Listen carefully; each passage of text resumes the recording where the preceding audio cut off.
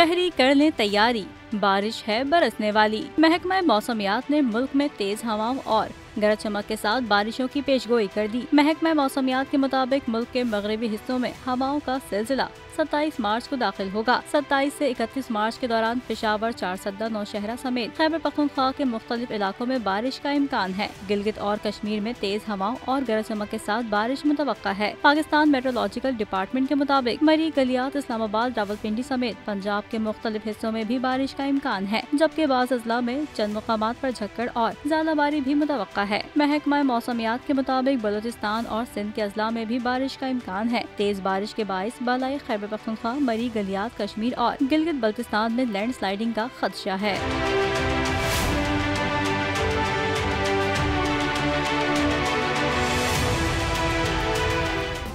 Subscribe करें और bell दबाएं ताकि कोई खबर रह न जाए।